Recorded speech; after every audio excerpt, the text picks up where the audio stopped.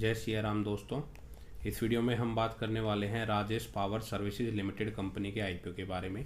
यह एक SME IPO है। आईपीओ कब से खुलने जा रहा है, कंपनी कितने करोड़ रुपए का इशू साइज लेके आई है, उसका प्राइस बैंड क्या है, इसकी कंपनी बिजनेस क्या करती है, इसके फाइनेंशियल क्या है, कंपनी का ये आईपीओ लाने का ऑब्जेक्ट क्या है, ये आईपीओ हमें कितना लिस्टिंग गेन दे सकता है और इसका करंट ग्रे मार्केट प्रीमियम क्या चल रहा है और हमें इस आईपीओ में अप्लाई करना चाहिए या नहीं करना चाहिए, ये सारी ही बातें मैं इस वीडियो में कवर करूंगा। तो लास्ट तक वीडियो को जरूर देखिएगा। तो अगर हम सबसे पहले कंपनी के बिजनेस की बात करें तो कंपनी की जो स्थापना है वो 1971 में हुई थी। वो 50 से भी ज़्यादा साल इस कंपनी को हो चुके हैं और कंपनी जो मेनली एक कंसल्टेंसी का काम करती है। जो हमारी स्टेट ट्रांसमिशन या डिस्ट्रीब्यूशन जो कंपनियां होती हैं या अदर जो प्राइवेट कंपनियां या इंडस्ट्रीज होती हैं, उनको ये कंपनी अपनी कंसल्टेंसी सर्विस प्रोवाइड करवाती है। कंपनी के बिजनेस को मैं आसान भाषा में समझाऊं तो हमें पावर ट्रांसमिशन या अदर नेटवर्क ट्रांसमिशन के लिए वायर पासिंग के लिए अंडरग्राउंड जगह बनानी पड़ती है।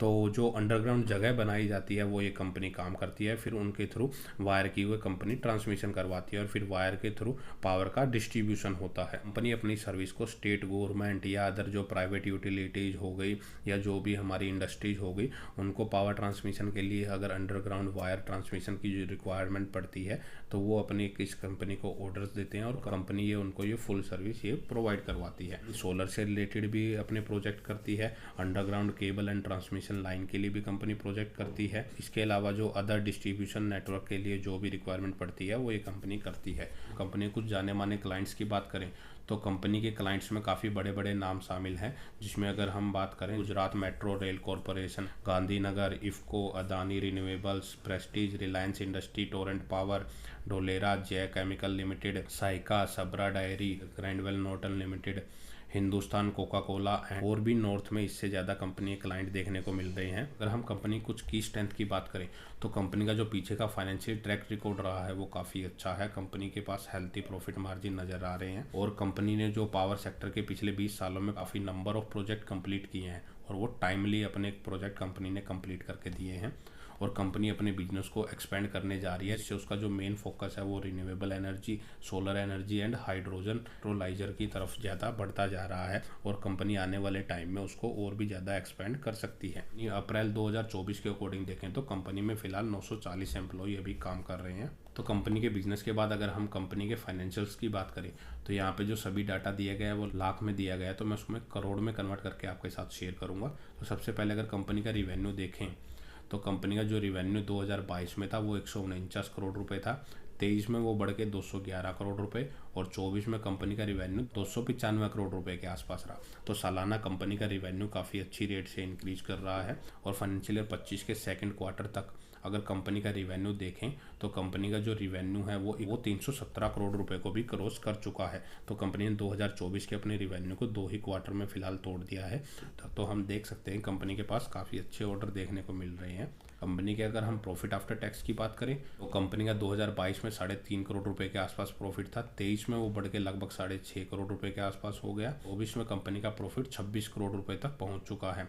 तो कंपनी के प्रॉफिट में काफ़ी जंप भी नज़र आ रही है, रिवेन्यू के साथ साथ उसका प्रॉफिट भी बढ़ रहा है और फाइनेंशियल ईयर 25 के सेकंड क्वार्टर तक कंपनी का प्रॉफिट लगभग 27.5 करोड़ रुपए को भी क्रॉस कर चुका है। तो कंपनी हर साल अपने लास्ट ईयर के प्रॉफिट को बीट कर रही है, जिसका मतलब है कि कंपनी को लगातार अपने कस्टमर से ऑर्डर पे ऑर्डर मिल रहे हैं, कंपनी का बिजनेस लगातार ग्रो हो रहा है। तो यह कंपनी के लिए एक पॉजिटिव पॉइंट है और कंपनी के पास 96 करोड़ रुपए के रिजर्व है, उसके अगेंस्ट में लगभग 80 करोड़ रुपए का कंपनी के ऊपर कर्जा दिखाई दे रहा है। तो कंपनी के पास कर्जे से ज़्यादा रिजर्व देखने को मिल रहे हैं। कंपनी के ऊपर जो कर्जा दिखाई दे रहा है वो कंपनी इजीली मैनेज कर सकती है और कंपनी की जो फिलहाल मार्केट कैपिटलाइजेशन है वो 603 करोड़ रुपए की है। कंपनी का डेप्ट टू इक्विटी रेशो 0.92 का है, से ही कम देखने को मिल रहा है और कंपनी का बिजनेस काफ़ी अच्छी रेट से ग्रो कर रहा है। कंपनी अपनी इस डेप्ट को इजीली मैनेज कर सकती है। अगर हम देखें कंपनी किस वैल्यूएशन पे अपने आईपीओ को लेके आ रही है तो कंपनी लगभग 11 के मल्टीपल पी पे अपने आईपीओ को लेके आ रही है। कंपिटिटर्स में अगर हम देखें तो एडवियाट इंफ्राटेक लिमिटेड है, उसका जो पी चल रहा है वो 88 का चल रहा है। केसी एनर्जी की बात करें तो उसका पी 42 के आसपास चल रहा है। विवियाना पावर टेक की बात करें उसका पी 74 का चल रहा है। कंपनी का अर्निंग पर शेयर 17 के आसपास चल रहा है। बाकी इसके कंपटीटर्स की बात करें उनका 21, 7 और 11 के आसपास चल रहा है। हम बात करें कंपनी का अर्निंग पर शेयर, इसके बाकी कंपटीटर्स के आसपास ही चल रहा है। कंपनी का जो पी है इसके सभी कंपटीटर से कम वैल्यूएशन पर भी देखने को मिल रहा है। तो हम कह सकते हैं कंपनी सस्ती वैल्यूएशन पे अपने कंपटीटर्स के मुकाबले अपना आईपीओ को लेके आ रही है। और अगर हम देखेंगे कंपनी जो ये मार्केट से पैसा रेज कर रही है उसकी यूटिलाइजेशन कहाँ पे करेगी। कंपनी अपना कैपेक्स करने जा रही है, कैपिटल एक्सपेंडिचर करने जा रही है, के लिए इस पैसे का यूज करेगी। अब कैपेक्स में कंपनी क्या क्या करेगी, तो कंपनी जो नई केबल टेस्टिंग या फॉल्ट लोकेशन के जो भी इक्विपमेंट होते हैं वो ये परचेज करेगी।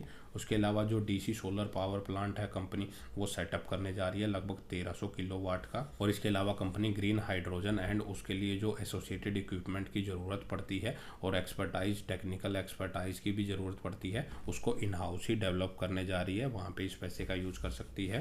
कंपनी अपनी फ्यूचर में जो वर्किंग कैपिटल की रिक्वायरमेंट पड़ेगी उसके लिए भी इस पैसे का यूज कर सकती है और जनरल कॉर्पोरेट पर्पज के लिए कंपनी इस पैसे का यूज कर सकती है। यह आईपीओ 25 से 27 नवंबर के बीच में खुला रहेगा।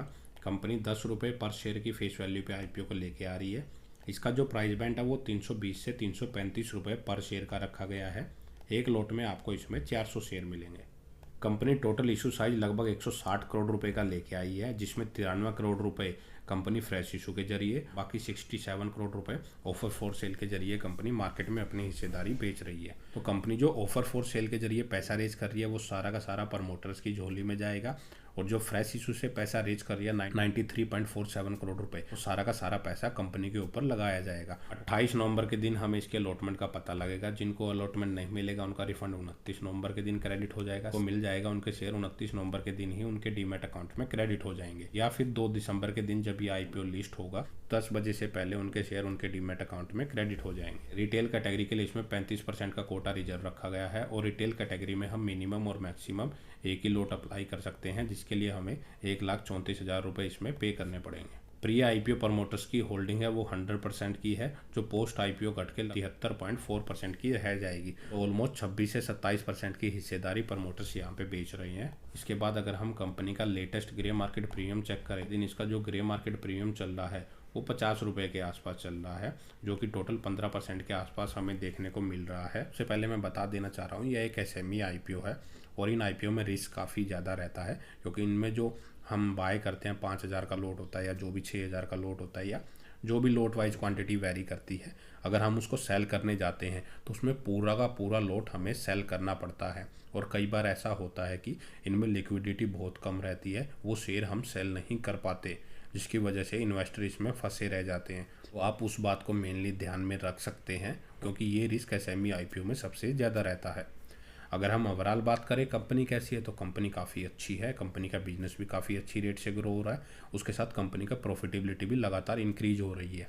और कंपनी अपना कैपिटल एक्सपेंडिचर करने के लिए ही मार्केट से मोस्टली पैसा मार्केट से रेज कर रही है। कंपनी के नंबर ऑफ क्लाइंट्स भी काफ़ी ज़्यादा नज़र आ रहे हैं और उसमें बड़े बड़े नाम शामिल है, जैसे Adani, Reliance, Grindwell, Norton etcetera. Company काफ़ी अच्छी वैल्यूएशन पे अपने कंपटीटर्स के कंपैरिजन में चीपेस्ट वैल्यूएशन पे अपने आईपीओ को लेके आ रही है। तो इस आईपीओ का आप लिस्टिंग गेन के लिए भी अप्लाई कर सकते हैं, और अगर किसी का प्रोस्पेक्टर लॉन्ग टर्म का है तो उसके लिए भी आप अप्लाई कर सकते हैं। लेकिन उससे पहले अपना रिस्क एनालिसिस जरूर कीजिए, क्योंकि यह एक एसएमई आईपीओ है। तो दोस्तों इस वीडियो में इतना ही। अगर आपको वीडियो अच्छी लगी तो वीडियो को लाइक करें और चैनल को सब्सक्राइब करना ना भूलें।